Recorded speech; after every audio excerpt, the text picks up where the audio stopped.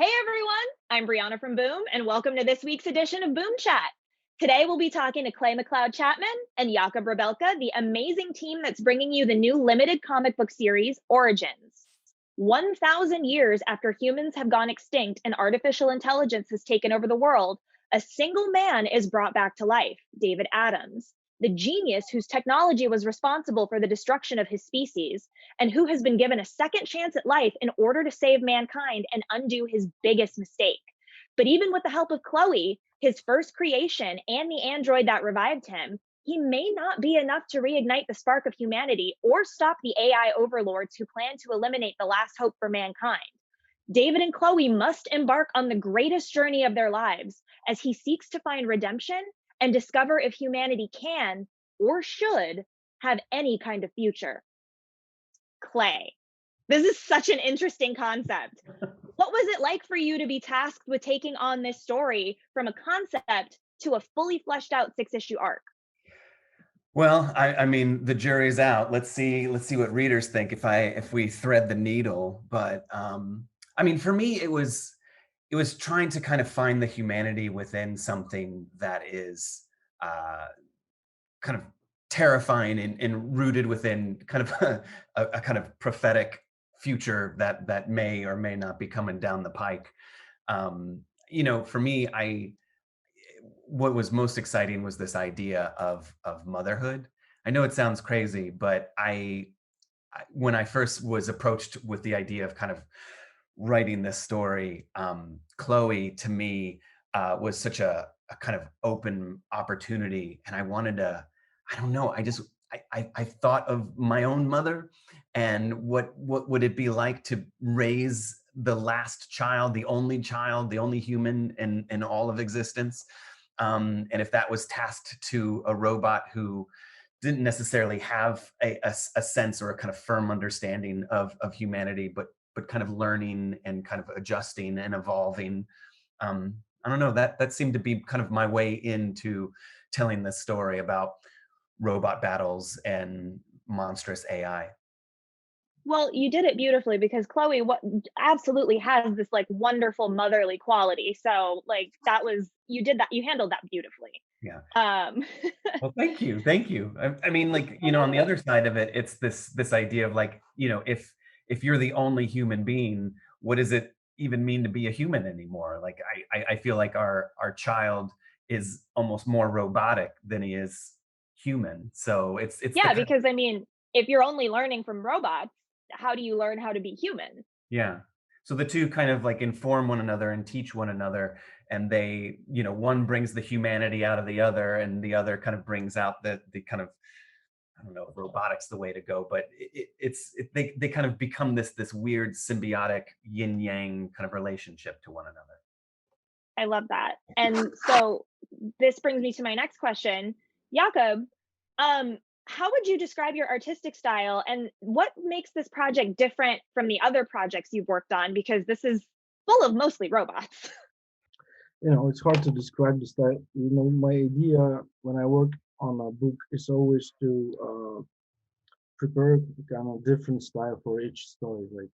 Like the story is the most important thing. So I'm just trying to find some way of expressing, and trying to tell the story with the images. So I think each of the books I have drawn so far was drawn differently. I like to change this stuff, and this time I wanted to make it very expressionistic, maybe a bit, abstract in a way, because there are a lot of details, and the story is rich in backgrounds and the nature and all of it. So I wanted it to be more painterly, maybe artistic. I don't know how to describe that, but that was that was my idea for it. That's wonderful. Yeah, no, your backgrounds are so rich and beautiful. And I'm like, how did you get that much in there? Like, I wouldn't even know where to begin with how to make it so rich and so full. And it's so gorgeous to look at. And it really helps inform like what's going on. And it's great to have this juxtaposition of like this really rich and lush background with like these robots that are just very like precise. And so I really enjoy that artistically. So thank you for Yeah, your work on that. thank you. You know, beginnings are always the most difficult part of the project because uh, I was trying to find this style for the book, and the Boom team actually suggested more like I sent a few pages to Boom, right? Because the beginning I did few versions of the first pages. It's usually when I start the book, it's like this. And we decided to go into this very expressionistic way of drawing. And after that, Patricia did the colors, so I could focus only on the inking part and drawing the stuff. So yeah. It's really effective. Like I really enjoy looking at each of the different frames because there's something new to find in all of them. So I really enjoyed that. So going back to the story, Clay, we basically see that the human race is wiped out after artificial intelligence has quite literally taken everything over. Um, do you see this as sort of a cautionary tale of what happens when we give our computers too much power? Like maybe we need to put our phones down a little bit more? I mean, yes. I mean, here we are in the thick of this pandemic, and we're all remote. And the one thing that's kind of connecting us to one another are our computers, our screens, our phones. But you know, I do find myself a victim of apocalypse porn. I think that we all really I mean, from Walking Dead, 28 days later to what, 2012.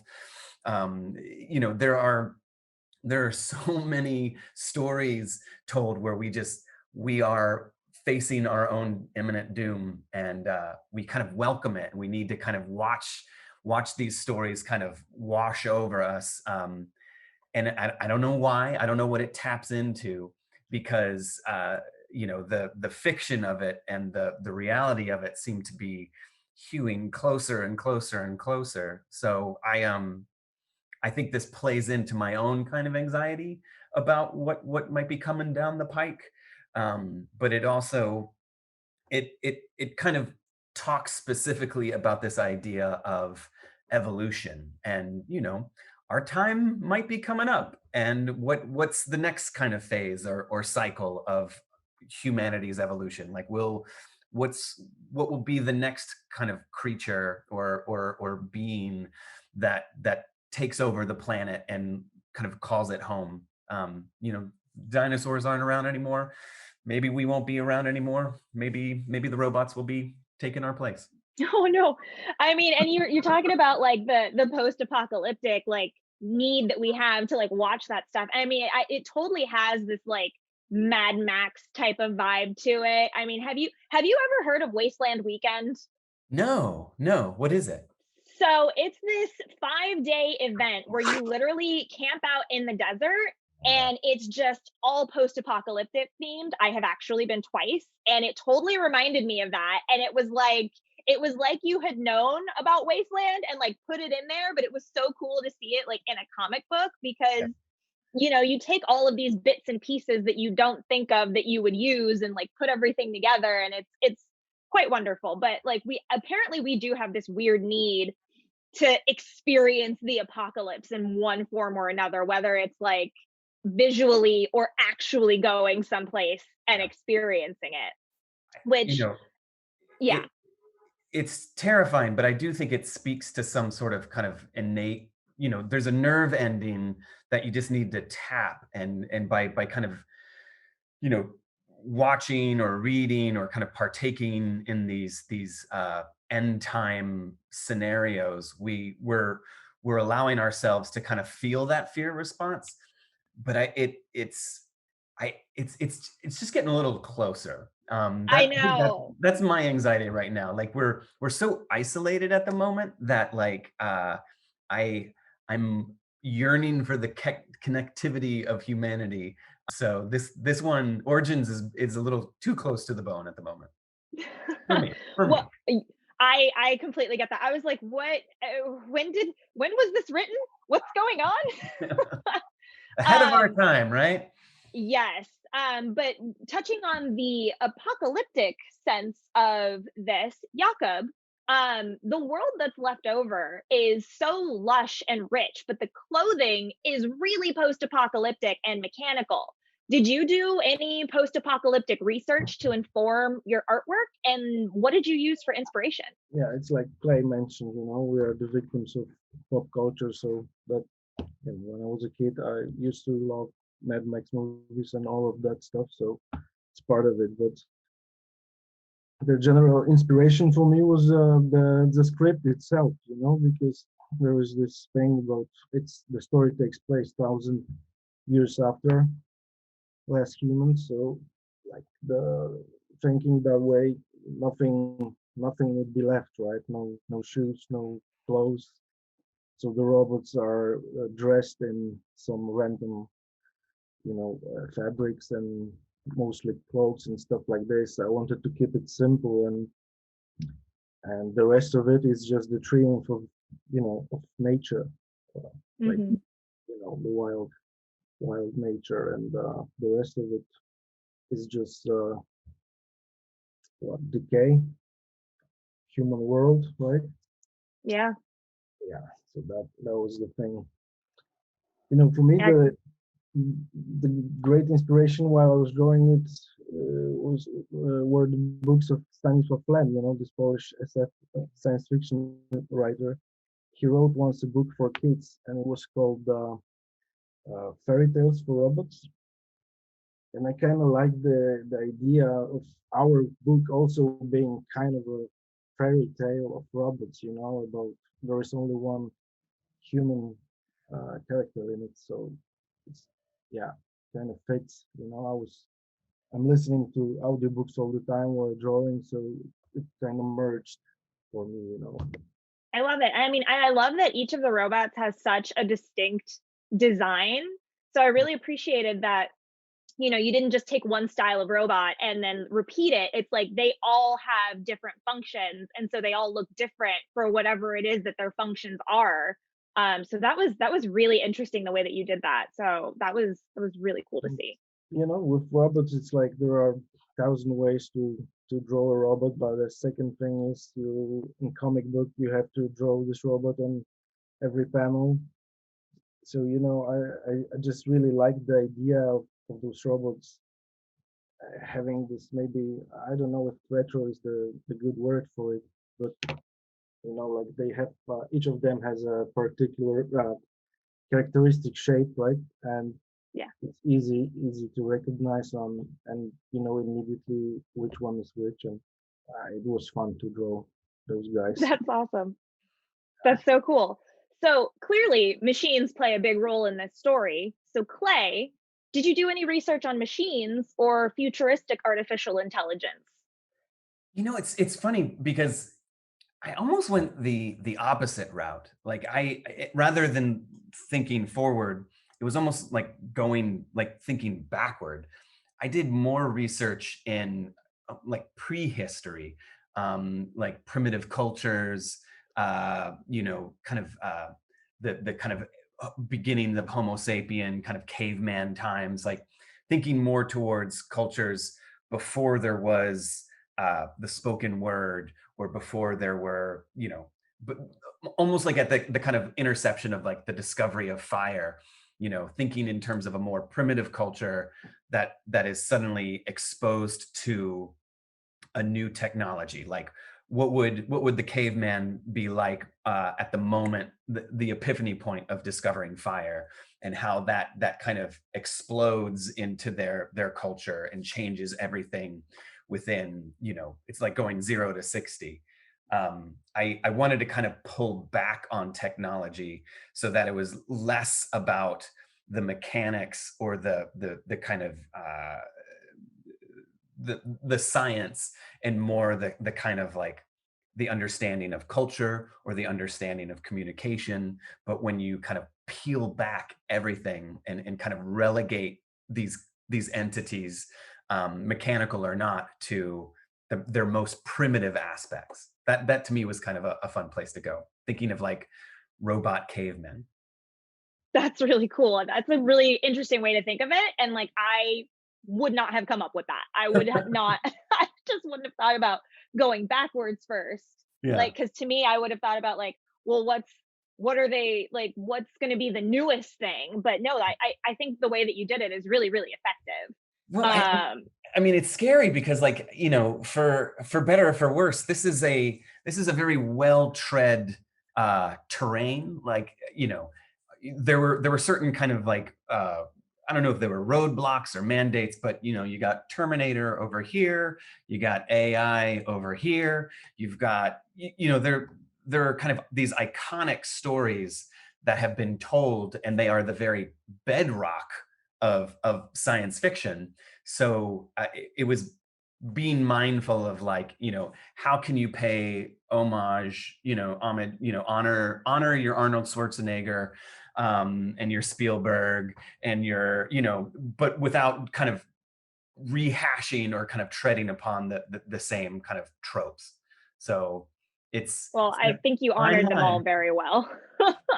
Putting It your was great. I felt little touches of like Mad Max and a little bit of the Matrix and a little bit of like the Fifth Element, and I was like, I am here for this. This is yeah. great. I mean, Um, pastiche will go far, you know, and it's just like, where do you push the story forward a little bit? You know, what's that path? Where do we take our story? yeah, no, it's great. And so with that, Jakub, I want to ask you, how did you actually end up designing the characters, and what qualities did you take into account for our two main protagonists? The most enjoyable part always, well, starting to work on something, right? To do the character design. You know, I work also for games, so I do a lot of that. But in comics, it's just the beginning of something, right? And like it's always fun, you know, to just think about the colors, the way those characters will be dressed and all that stuff. But there's also another uh, layer to adapt the face and, you know, what kind of things it will express and so on. So I wanted to uh, about David, you know, I wanted this guy to be not invisible, but, you know, I don't know what's the way to say it, but I just didn't want to make him too important, you know. I wanted Mhm. the environment and the robots to be the main hero of the you know, images, you know.